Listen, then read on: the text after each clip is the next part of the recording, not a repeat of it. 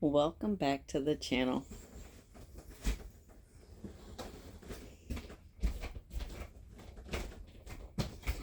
Hi, buddy. Yes, I see you. Okay. So, we have reached... Hey. Sir.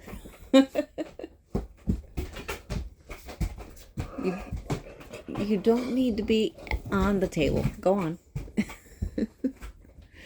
Anyway, we have reached the toe on the sock. This is how far I've gone since the last video. Started on the toe. I've only done a couple decreases. I just started it this morning, but I had to get around and make the video, so had to put it away for a minute. Sir, you're a goofball. You're so funny.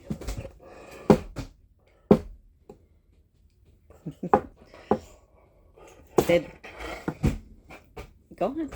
The change time has pushed our walks back an hour, well, a half an hour.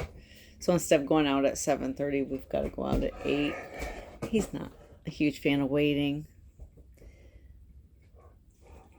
so he's got extra energy this morning because everything, I don't know, it's not changed the amount of walks he took yesterday, but I guess that a little bit of time, although he has a lot of energy in the mornings anyway when I'm filming. So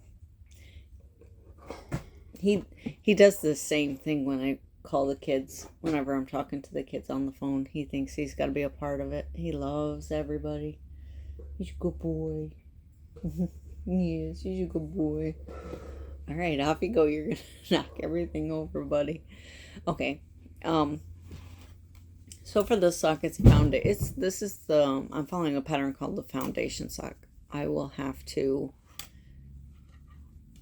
insert the name of the person who wrote the pattern, but it's basic. It's pretty basic design. It's 2x2 rib. I use the twisted. Is it twisted Italian? I don't know. The twisted bind or cast on. I forget what it's called. I got to get better at remembering the names of things. There's a little snag there, but in basic heel flap construction. I've been using this most often with my socks, and it's just stocking it all the way, and then it's just every other round you decrease for the toes. That I tried it on him last night just to make sure. I could have had this done yesterday, but I wanted to make sure it fit him first. So I didn't want to do the toe and then it's too big or too small and then have to undo the toe and redo it. I've had to do that before. I'd rather not. So we made sure, and it fits him. So for my ranunculus, I actually worked on it a little bit last night. We were watching a show about the tornadoes that happened. Some of them were in 2020, some were in like 2025. Some of the real big ones that took out whole towns in many states. It was quite an interesting documentary.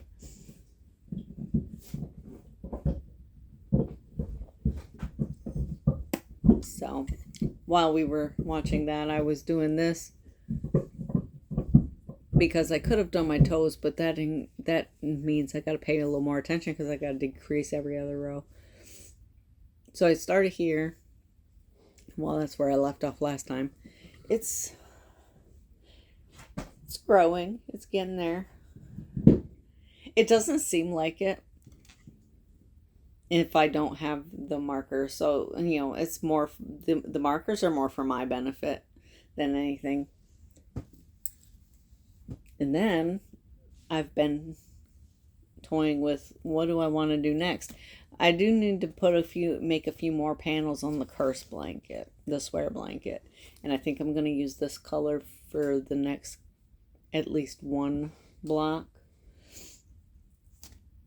But I also brought with me this. I don't know what this is called. I think I got this in like a mystery bag or something that I bought like 5 years or better ago. So, and it didn't have a label on it, so I don't know what this is, but it's really pretty. It's very thin. Can you not do that while I'm on the camera, bunny? Thank you. You're a good boy.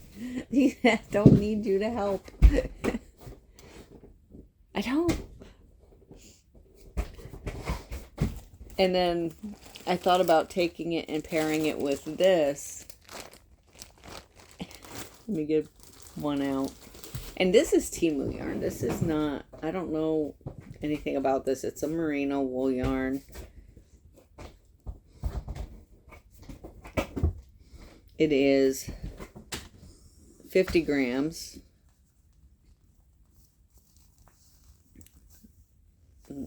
It doesn't even have the color on it.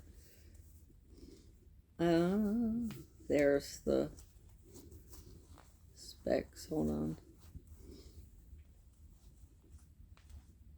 Let me just remove these. You can machine wash. Don't bleach, don't iron. You can dry clean or hand washing gently. You can dry in the shade, and I don't know what that means, whatever that is. Anyway, that's how you take care of it. Probably be hand washed, but it's probably not going to be mine. So what I think I'm going to do is take this and this together and make another of Michi's Michi's blushing teal shawls to put up in the there's that word again. Oh, to put up in the booth that my mother-in-law is getting, so that she has some stuff to sell and stuff. That's pretty much the game plan going forward for now. Now he's over there snoring. He gets so much energy bursts, and he's like so just wiggly and bouncy, and then all of a sudden you look back and he's sleeping. He burns up just as quickly.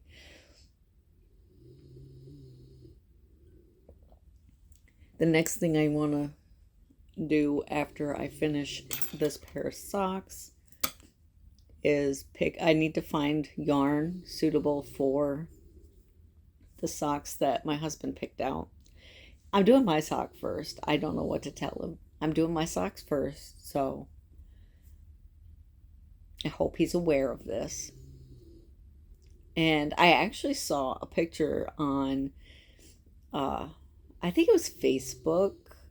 I'm in a group I'm in all kinds of knitting groups where people show their makes, and they showed a picture of them making they had made the same pattern of sock that I'm going to be making for myself that he picked out, and it looks really nice. So I think that's a good solid one to start with. Hopefully it won't be too difficult. He said he picked it because it looked like it was complicated. And I'm like, yeah, it does look a little bit complicated. But I'm also used to complicated stuff at this point. So I think we'll do fine. With that, I will let everybody go. If it's your birthday, happy birthday. And I'll see you in the next one.